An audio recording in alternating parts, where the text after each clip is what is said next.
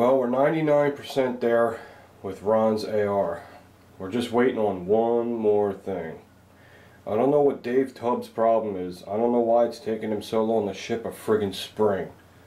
This is like the worst shipping experience I've ever had with any gun part ever. Jesus Christ almighty, man. Sorry for saying Jesus Christ on Father's Day, but man, I'm really aggravated. We ordered this Dave Tubbs buffer spring. It's just a damn spring. Over a week ago. Over a week and a half ago. And it's still not here. So it's stopping us from completing this AR.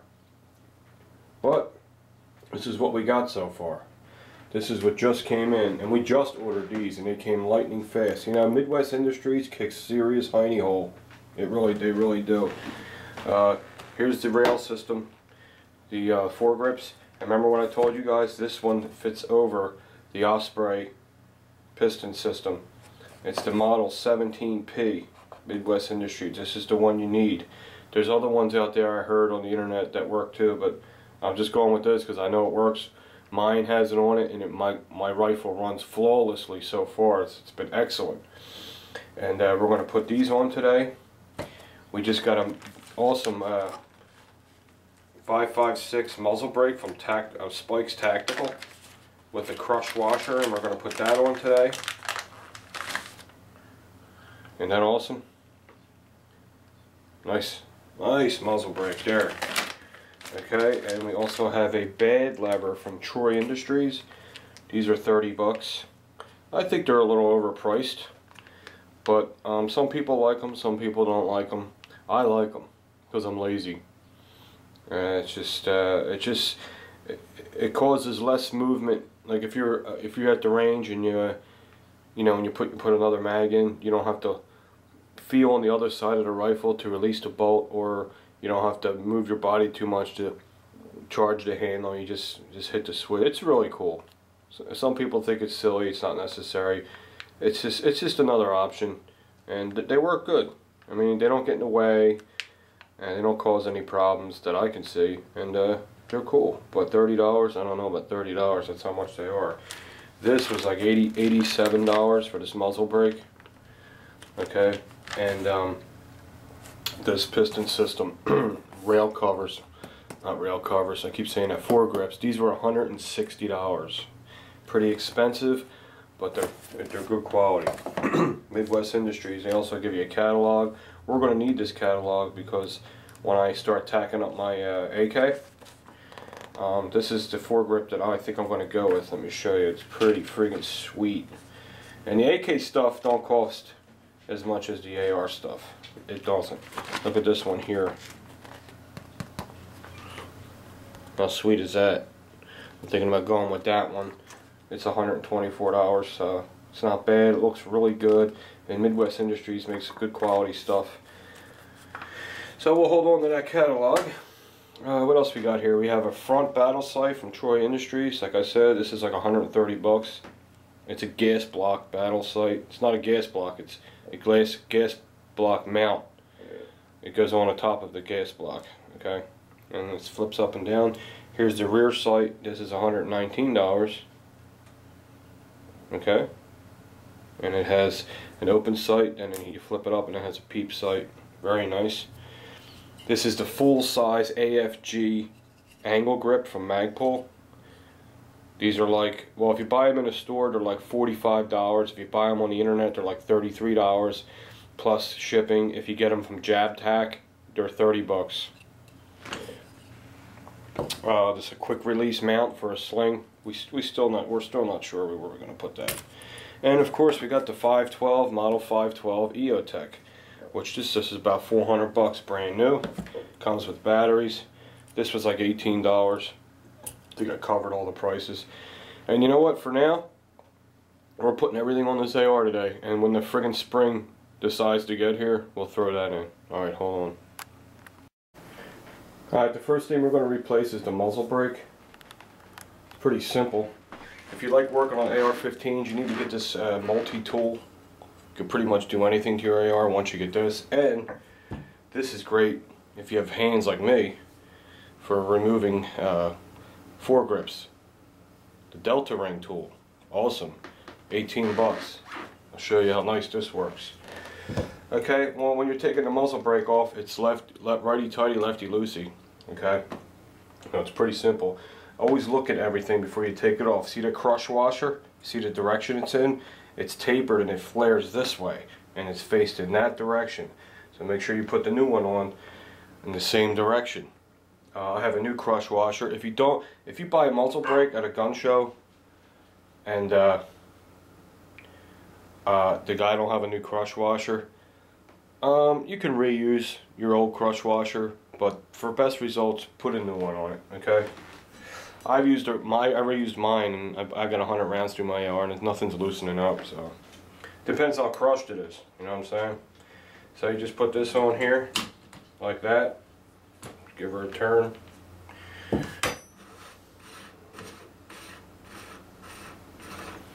And this is called a bird cage. Well, that's what I call them. The bird cage style muzzle brakes, the ones it just comes with. Okay. And there's the crush washer. I'm looking at the direction it's in. And here is the new crush washer. So I know it has to go in this direction, so I'll take this old one off.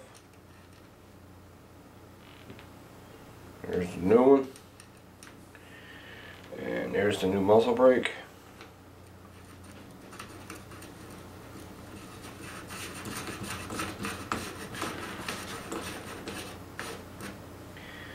Okay.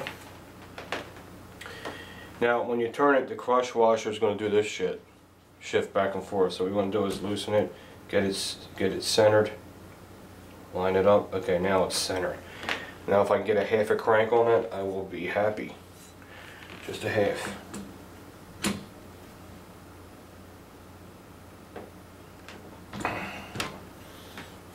Okay, that's as tight as it wants to go. You don't want to over tighten it.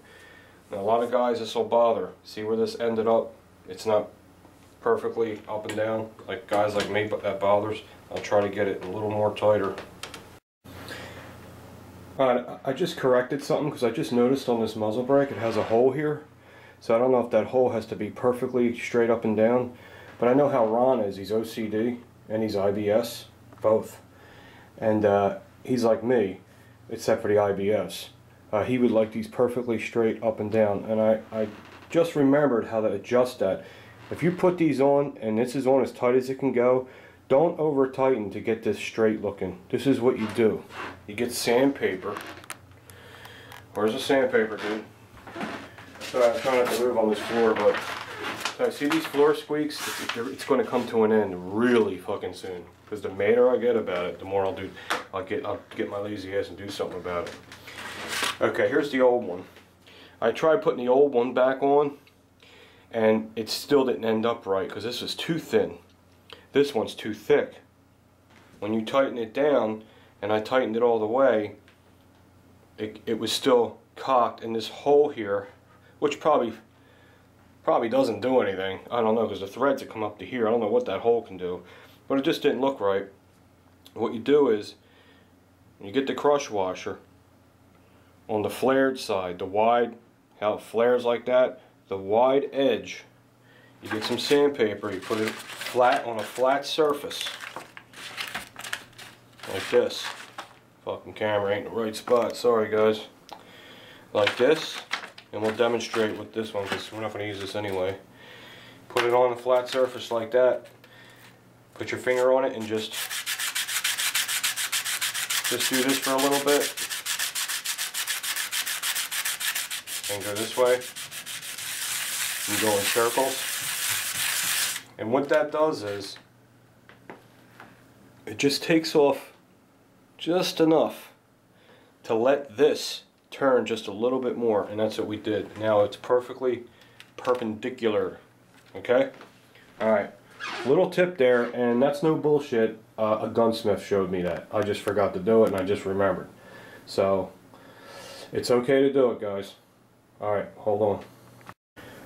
Alright, we're going to put the foregrips on. Now usually, I do it, the way I do it, I've been having good luck with it, is putting the top foregrip on first. It's sometimes when you put these foregrips on, after they're in there, they're a little loose. If that bothers you, you can shim them a little.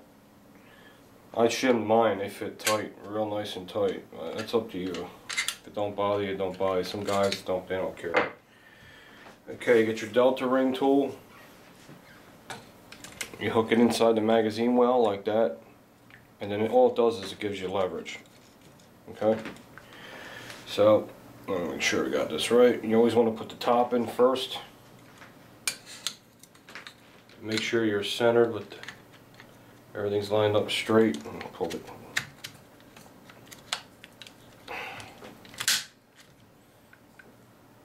It makes it nice and easy. Okay. Now I'm probably going to get in your way. And I put the bottom in second. Alright. Not the bottom. Yeah, the bottom, but the top in first. Get that up nice and tight. And then pull your Delta ring down. And then snap it in.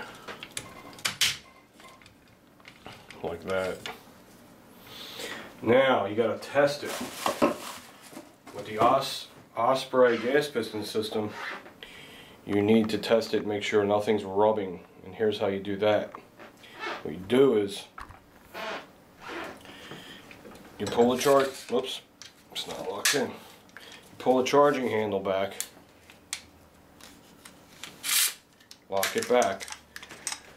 Okay, because you want to take all the pressure off the piston, and you want to do this.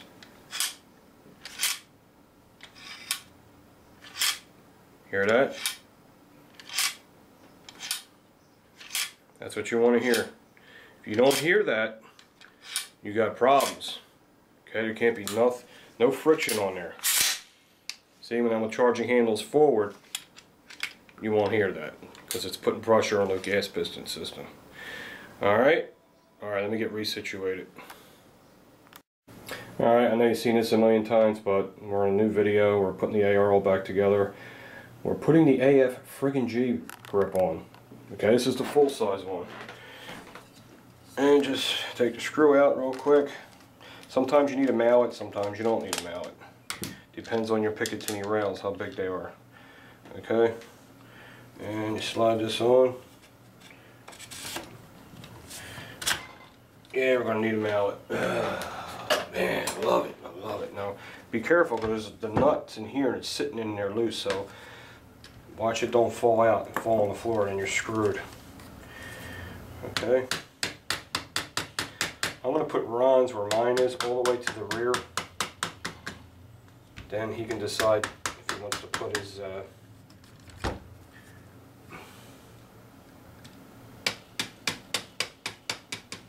right there. Now he's set up like mine. Now he can put his sling mount on here if he wants. If you don't want to put it up on that battle site. I really don't like it up there on the battle site. Screw in, very simple. Alright. Watching this thing come alive. And we got to shoot it, make sure it's alright. I think we're going to have to adjust the gas block. That's for sure. Because it did move. Okay. So far we got new muzzle brake. Nice and straight, the way IBS would love it. New rail system, gas piston system. Got the AFG grip on there. And now I think the next thing we should put on is the bed lever, which we'll flip it around. And the bed lever mounts on the charging handle release. And all it does is sandwich it together. Okay, let me get set up and we'll put that on next. Alright, I'm putting the bed lever on, and the Troy works just a little different than the Magpul. I actually had to take the upper off. I'll show you how to do it if I don't screw it up. It's a little tedious. Okay, what you have here is you have a back door here, and then you have the bed lever here, and it has a notch in here. And what you do is you put that round circle in that round circle. Okay, then you lift up lift up the lower, hold it like that, and then this slides down like a door panel. You got to get it in the grooves just right. Like that. I don't even know if you've seen I just did that. Alright, tap it down, and now flip it around, and you get a tiny, tiny little Allen key. Put it in there.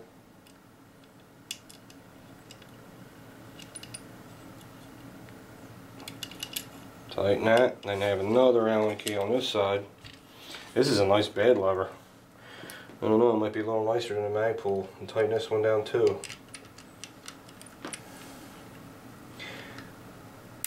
Okay, it's nice and tight. Alright, let's put the lower on. Let's see if it's in the way. There ain't a lot of room, and there's not a lot of room, I'll tell you right now. I hope it doesn't get in the way. So let's put the lower on.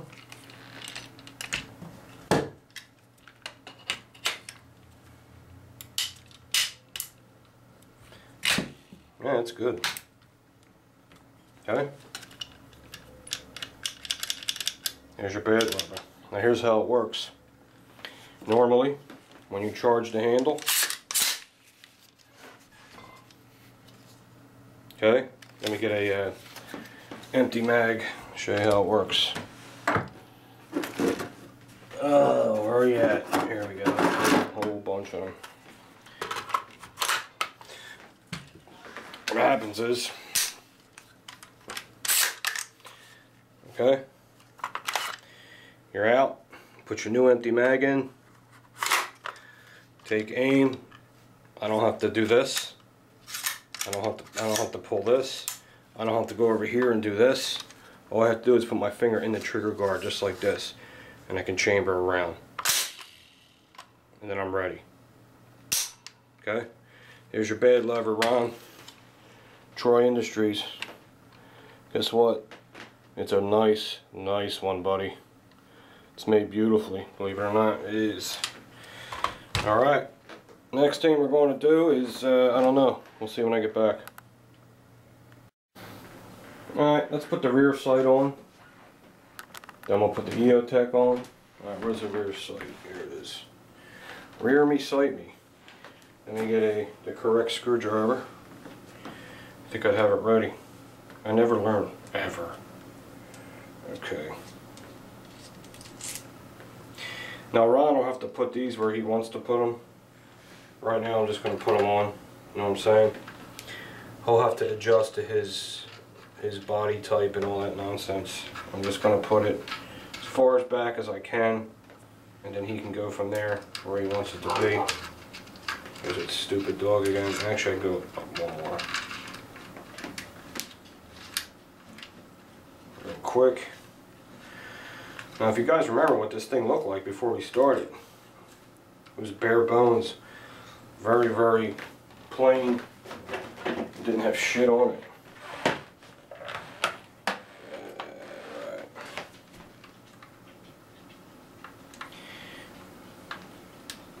Okay, that's the rear sight. Then we will put on the flip-up sight, HK style, in the front.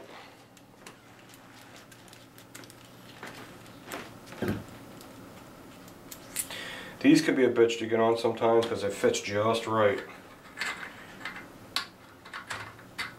You gotta kind of like, put it on like that, and it'll go right on for you. Alright, make sure it's flush where it needs to be. Yeah, it's good. And this goes like that. Like that. There we go.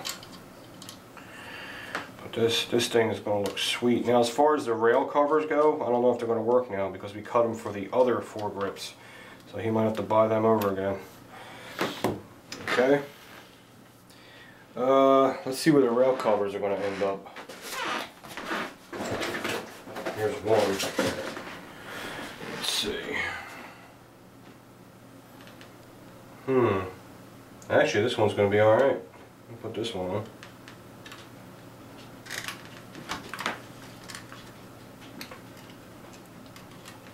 Damn.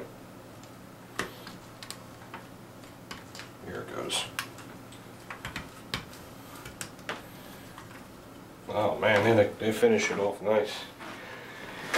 Okay. This one is going to be, see how short this is going to be? So I don't know what he wants to do, because this is a different setup. But this one fit. I don't know. But he might want to put he should hold on to these, because if he puts a light on here, he's going to need room. So we can still use these, so we're not going to throw them out. So what I'll do is I'll just put them on for now, and then he can decide what he wants to do. If he wants to put some kind of laser or light system on there, he's good to go. Okay. If he doesn't like it, he can just get 2 new rail covers, and there we go. Alright. Last but not least, I know we still have the heavy buffer to put in a spring, but I'm not putting that heavy buffer until the friggin' spring gets here. Here's the EOTech. I already put the batteries in it. I switched out the clamping mount so he can do it with his fingers instead of a... You can either do it with your fingers or an Allen key. You know, why would you leave the Allen key one on there? It's crazy. Okay. And we're going to set this one. Now, I don't know if it's hitting this or not.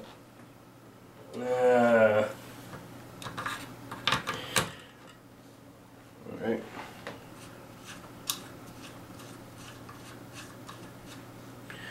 Might have to trim these, but I'm just putting it on here so you guys can see what this is going to look like when it's all finished. Now the EOTech is sitting nice and level. A lot of guys been having problems when they put the EOTech on. After they tighten it, it was cocked this way or that way. They were having a problem with that for a while. I've seen quite a few guys with a problem like that. So we'll see what happens. But that's it, man. There's Ron's AR. That's all the parts. Just waiting on the buffer spring. It's looking pretty beautiful. Hope he's happy with it. Now all we got to do is fine tune it and shoot the bad boy. Alright guys, talk to you later.